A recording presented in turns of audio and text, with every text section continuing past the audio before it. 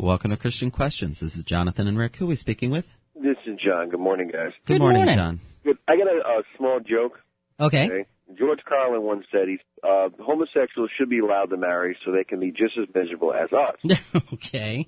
But on the note, no, I think it's absolutely wrong. If we're born man and woman, okay, when we're married, we're man and women. Men cannot have children. Mm-hmm. There's a reason for that. So how can two men get married?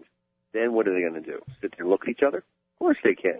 We as human beings always have to have something to follow, something to say, this is how it's supposed to be done.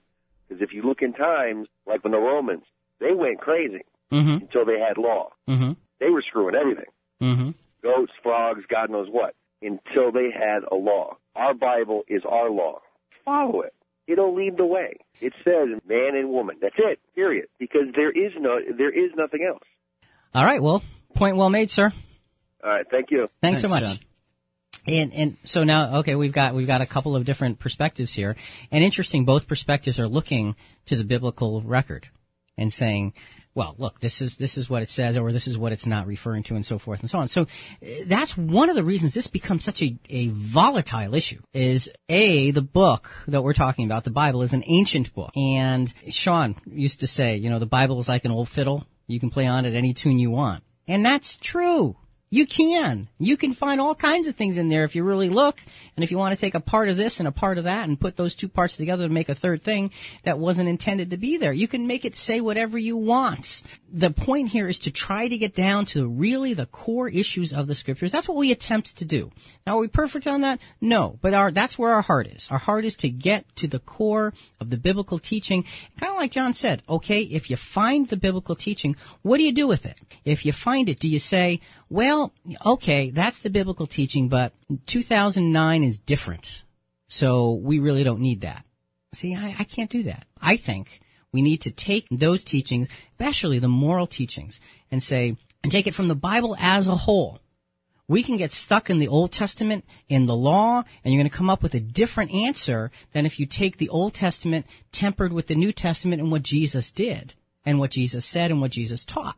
So when you take the whole thing, I think you get all the right answers.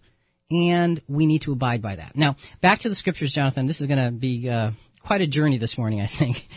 Let's take a look at the Deuteronomy scripture set a standard for the kings. Right. In the New Testament, there's also a standard set for those who are supposed to be leading. All right, Rick, and that's found in 1 Timothy 3, 1 and 2. It is a trustworthy statement. If any man aspires to the office of overseer, it is a fine work he desires to do. An overseer then must be above reproach, the husband of one wife, temperate, prudent, respectable, hospitable, able to teach. Verse 12, deacons must be husbands of one wife, and good managers of their children and their own households. All right, so again, in the New Testament, it's talking about the husband of one wife. Now, it's not talking about the husband of one husband. It's talking about the husband of one wife. It's not talking about the husband of more than one wife either. It's specifically saying those who are to be in positions of responsibility, like ministers or deacons, should have just one wife. So it's giving you a sense of, kind of like what John was saying, man and woman, man and woman. We're going to jump to an article written by Keith Hunt. We're going to read a paragraph out of this from February of 2000. It was revised. The answer is Paul's ministry was mainly to the Gentiles, and the Gentile people before conversion were used to a lifestyle that was very sexually promiscuous. And see, this is what John was talking about. Including fornication, adultery, whoredoms, perversions. And many Gentile nations practiced polygamy. So also some Jews, because they could see it was done under the Old Covenant. Paul had to lay down in very clear terms what was expected of the elders of the church, as they would be examples for the rest of the membership to follow. It may have taken some time for such a practice to have dissolved from the church members as a whole. The leaders had to set the example of the way God intended it to be from the beginning. And I think that's the key. We ought to be following the way God intended it to be. Do you want to follow a standard that's watered down, or do you want to follow a standard that is the original intention? Original, for sure. Well, but see, many of us are going to want to follow a watered down standard because it's easier, and because it fits my way more conveniently. So that's part of the challenge in dealing with this particular subject. And again, we're dealing with this. We're going to get into the gay marriage much more in the second hour. We're starting with the polygamy issue, because in that article from Newsweek, that's one of their bases is, well, God said, one man and one woman, and yet all these people had all these wives. What's up with that? God sanctioned that, so why doesn't he sanction other things? Using that as a leap-off point here.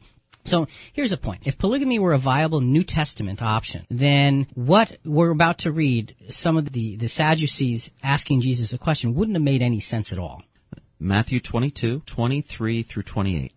On that day some Sadducees, who say there is no resurrection, came to Jesus and questioned him, asking, Teacher, Moses said, if a man dies having no children, his brother as next of kin shall marry his wife, and raise up children for his brother. Now there were 7 brothers with us, and the first married and died, and having no children left his wife to his brother. So also the second and the third, down to the 7th.